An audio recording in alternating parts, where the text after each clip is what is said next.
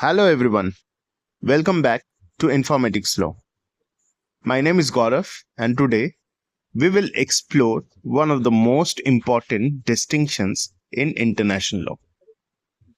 Now, in exam perspective, this is one of the most important topic क्योंकि exam में private international law में ये question बहुत बार पूछा गया है. क्वेश्चन क्या है कि private international law and public international law के डिफरेंसेस क्या है. ऑल्सो मोर क्वेश्चंस भी इस टॉपिक से पूछा जा सकता है, जैसे meaning of private international law, scope of private international law, importance of private international law, right. So इस एग्जाम प्रोस्पेक्ट के लिए आपके लिए जो फायदा होगा, मैं उसी पॉइंट ऑफ व्यू से ये पीपीटी मैंने बनाया सो दैट आपके लिए हेल्पफुल हो. So let's start with today's topic, the difference between private international law and public international law. जैसे कि मैंने लास्ट वीडियो में भी कहा था कि जो प्राइवेट इंटरनेशनल लॉ है उसे कॉन्फ्लिक्ट्स ऑफ लॉ भी कहा जाता है, right. It is the set of rules used to resolve legal dispute that have a foreign element between private person और entities, जो ऑलरेडी हम डिस्कस कर चुके हैं. क्योंकि प्राइवेट इंटरनेशनल लॉ तभी होता है जब कोई कॉन्फ्लिक्ट ऑफ लॉ होता है बिटवीन फॉरेन एलिमेंट्स. अब फॉरेन एलिमेंट्स मतलब कि individuals of at least two different nations. Okay, जैसे for an example private organization भी हो सकता है. It determines which jurisdictions law apply and how judgment from one country are recognized in another, right. तो judgments के बारे में भी हमने लास्ट वीडियो लेक्चर में हमने देखा था कि किस तरीके से एक कोर्ट, एक लोकल कोर्ट फॉरेन कोर्ट में चेंज हो जाता है एंड वो जजमेंट पास करके दूसरे कोर्ट में हमें रिकॉग्नाइज करना होता है. ना if you see what is public international law, it is a body of legal rules, norms, and institutions that govern relations between sovereign states and international factors. Okay? For example, international organization है. It addresses rights, duties, and responsibility at interstate level. तो जब भी हम rights, duties का हम जब बात करेंगे तब वो पब्लिक इंटरनेशनल लॉ की आप कह सकते हो कि प्रोस्पेक्ट है, राइट. और इसमें क्या है कि दो सॉवरेन स्टेट्स आता है, इंटरनेशनल फैक्टर्स आते हैं हम पब्लिक इंटरनेशनल लॉ में, बट प्राइवेट इंटरनेशनल लॉ में एज सच कुछ नहीं है. Private international law just a legal dispute होता है which is of less serious, आप कह सकते हो कि conflict between two private individuals of a foreign national, of two different foreign nationals, right. So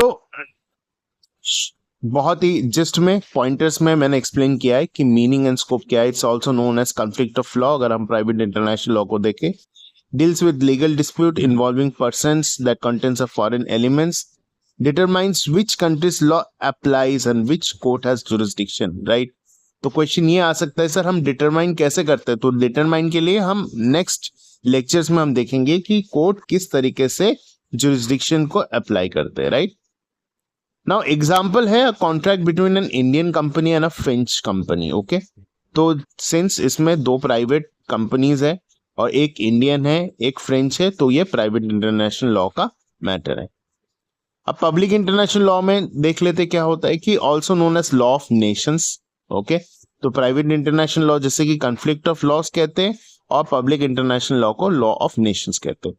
deals with relation between sovereign state and international organization. तो जितने भी इंटरनेशनल ऑर्गेनाइजेशन है, जैसे आपके IMF हो गया, एशियन हो गया, सार्क हो गया, ये सारे हम पब्लिक इंटरनेशनल लॉ की हमारा चैप्टर है. Okay, so it regulates rights, duties and conduct of state in international community. तो ये इंटरनेशनल कम्युनिटी में देखते हैं, जैसे मान लो कि चिल्ड्रन राइट्स हो गया, विमेन राइट्स हो गया, तो ये सारे हमारे पब्लिक इंटरनेशनल लॉ में आते हैं.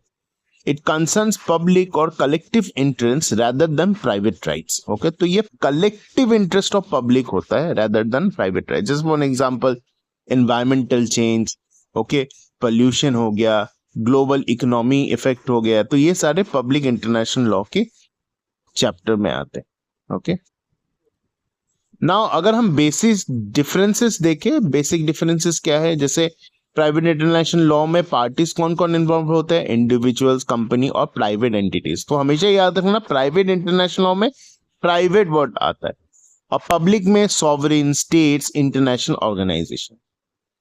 तो नेचर ऑफ रूल्स क्या है कि deals with private rights and obligation, और पब्लिक में क्या है कि deals with public right, duties and obligation. तो जहां पे भी ड्यूटीज वर्ड आएगा वो पब्लिक इंटरनेशनल लॉ का मैटर होगा। पर्पस क्या है, to resolve dispute and determine applicable law in jurisdiction. तो इस डिस्प्यूट क्या होता है, इसकी डिस्प्यूट ही होता है जुरिस्डिक्शन को लेके कि क्या प्रॉपर जुरिस्डिक्शन है और हम कौन सा लॉ को अप्लाई करेंगे। एंड पब्लिक इंटरनेशनल लॉ का पर्पस क्या होता है, to maintain peace, security and cooperation among states. अगर हम स्कोप की बात करें, limited to private law matters with a foreign element. तो ये जैसे कि मैंने कहा था लास्ट लेक्चर्स में भी कि प्राइवेट मैटर्स में होता है, एंड यस, फॉरेन एलिमेंट होना बहुत ही इंपॉर्टेंट है, ये आप भूल मत जाना। प्राइवेट इंटरनेशनल लॉ में प्राइवेट और फॉरेन एलिमेंट ये दोनों चीज बहुत इंपॉर्टेंट है। नाउ पब्लिक इंटरनेशनल लॉ का अगर बात करें, covers a wide range of political, economic, social and legal issues. Okay, अब अभी हम अगर इसकी सोर्सेस देखें, ओके, तो म्युनिसिपल लॉज हो गया, कॉन्फ्लिक्ट ऑफ लॉज हो गया, लीगल प्रेसिडेंस, कस्टम्स हो गया। ओके, जैसे फॉर एन एग्जांपल जो प्राइवेट इंटरनेशनल लॉ में है वो कोई बायलैटरल ट्रीटी हो सकता है, बट मल्टीलैटरल ट्रीटीज में नहीं आता। ओके, अब इंस्टीट्यूशन जैसे कि डोमेस्टिक कोर्ट हो गया, उनका काम क्या है कि वो अप्लाई करेंगे कि कौन सा लॉ को लगाया जाएगा, अप्लाई किया जाएगा। ओके, कौन सा ट्राइब्यूनल होगा, और ज्यादातर प्राइवेट डिस्प्यूट्स में होता है। ओके, और अगर हम पब्लिक इंटरनेशनल लॉ की अगर सोर्सेज की बात करें, पब्लिक इंटरनेशनल लॉ के सोर्सेज बहुत है। जैसे फॉर एन एग्जांपल ट्रीटीज हो जाता है, कन्वेंशंस हो जाता है, customary international law, general principles, जैसे for an example international court of justice की जो जजमेंट्स है वो भी हमारे पब्लिक इंटरनेशनल लॉ की मैटर है। ओके, इंटरनेशनल क्रिमिनल कोड जो है इसके भी मैटर्स जो है ये पब्लिक इंटरनेशनल लॉ में आता है, राइट। कोई भी आर्बिट्रेशन अवार्ड जो है जो हमें पब्लिक में मिला है, तो ये सारे हमारे ये सोर्सेस बन जाते हैं। ओके, इन्फोर्समेंट की अगर हम बात करें, national courts and municipal legal system से ही इन्फोर्समेंट होता है। तो इसका मतलब क्या है कि अब अगर आप किसी भी कोर्ट से कोई भी जजमेंट पास करके लाते हो तो आपको अपने कंट्री की कोर्ट में उसको एनफोर्स कराना पड़ेगा। एंड पब्लिक इंटरनेशनल लॉ की एनफोर्समेंट कैसे होता है, थ्रू इंटरनेशनल मैकेनिज्म और डिप्लोमेटिक मीन से होता है। Is that clear? नेक्स्ट, अगर हम फर्दर और डिस्टिंक्शंस देखें, it applies where a private transaction और event has a foreign element. Example, marriage between an Indian and a Canadian citizen. तो ये प्राइवेट इंटरनेशनल लॉ की मैटर है। Focuses on choice of law in jurisdiction. तो इधर private international law में parties के पास एक ऑप्शन होता है कि चॉइस ऑफ लॉ क्या है, कौन से लॉ को वो चूज कर सकता है, जुरिस्डिक्शन क्या है। जैसे इसी एग्जांपल को अगर ले कि marriage between an Indian and Canadian citizen, तो मैरिज अगर हो जाता है, ओके, तो इसमें क्या है कि जो इंडियन और कैनेडियन सिटीजन अगर मैरिज करना चाहता है तो उनके पास ऑप्शन है कि वो इंडियन लॉ के थ्रू मैरिज करना चाहते हैं या कैनेडियन कस्टम्स या लॉ के हिसाब से वो मैरिज करना चाहे। ओके, तो उस हिसाब से भी जुरिस्डिक्शन को भी वो चूज कर सकते हैं कि कहाँ पे वो शादी करना चाहते हैं और किस कस्टम से वो शादी करना चाहते हैं। Okay, so allows party autonomy in many situation, example choice of governing laws in contract and administered by domestic court। तो generally ये administered होता है domestic court में से, international court की कोई रोल नहीं है प्राइवेट इंटरनेशनल लॉ में।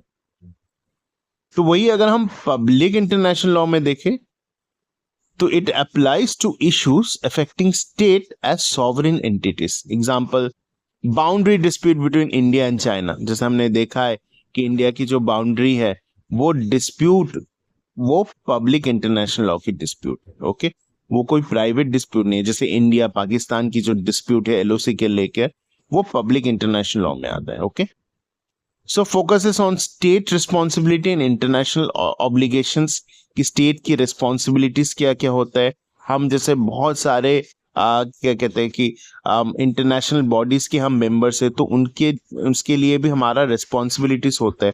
तो वो रिस्पॉन्सिबिलिटीज हम किस तरीके से निभा रहे हैं, this is a part of public international law. And it is govern by international court, administered by international court. अगर आप सही तरीके से काम कर रहे हो नहीं कर रहे हो, वो इंटरनेशनल कोर्ट्स देखते हैं। उसके साथ साथ बाकी सारे हमारे डिस्प्यूट सेटलमेंट बॉडीज जो होता है, इंटरनेशनल बॉडीज जो होता है, वो भी हमारा पब्लिक इंटरनेशनल लॉ की मैटर होता है। सो अगर हम बात करें कि की प्रैक्टिकल टेकअवेज का, तो क्या क्या है कि whether the dispute between states or primary between parties with a foreign element that determines whether it is a public or private international law applies। तो हमें सब्जेक्ट से ही पता चल जाएगा। अगर ये पब्लिक एट अ लार्ज में अगर डिपेंड करते हैं तो वो पब्लिक इंटरनेशनल लॉ में आएगा। अगर कुछ पार्टीज के बीच में है, प्राइवेट पार्टीज के बीच में है, तो वो प्राइवेट इंटरनेशनल लॉ में आएगा। Like so look for applicable treaties. Some treaties belong to public international law while others govern private legal relationship। तो private legal relationship में या private international law की जो most important जो treaties है वो हेग कन्वेंशंस को लेके, जो बात करते हैं हमारे adoptions को लेके, इंटरनेशनल adoptions को लेके वो बात करते हैं। ओके, अगर हम बात करें ट्रीटी, ऑब्लिगेशन, इम्यूनिटी इश्यूज, ये सारे हमारे क्या है, पब्लिक इंटरनेशनल लॉ की ये मैटर्स है। ओके, तो कुछ क्वेश्चंस देख लेते हैं कि क्या क्या questions exam point of view से हमें ये मतलब ये टॉपिक पढ़ना चाहिए। जैसे फॉर एन एग्जांपल स्टेट क्या होता है, प्राइवेट पर्संस क्या होता है, ट्रीटी कस्टम्स क्या होता है, right, what is domestic conflict rules conventions. Okay, इसके साथ साथ what are the scope of private and public international law, ये क्वेश्चंस आ सकता है। सोर्सेस क्या क्या है कि sources of public and private international law, जैसे हमने अभी डिस्कस किया, ये क्या हो सकता है। And the most important question जो है कि private and public international law में क्या डिफरेंसेस है। ओके, तो thank you for watching informatics law. So and if you find this helpful, please like and subscribe and also comment with questions. और आप ये भी पूछ सकते हो कि नेक्स्ट वीडियो मैं कौन से टॉपिक में बनाऊं on private international law. Okay, कौन से टॉपिक को मैं और ब्रेक डाउन करूं, क्या एग्जांपल्स मैं यूज करूं, सो दैट आपके लिए इजी हो।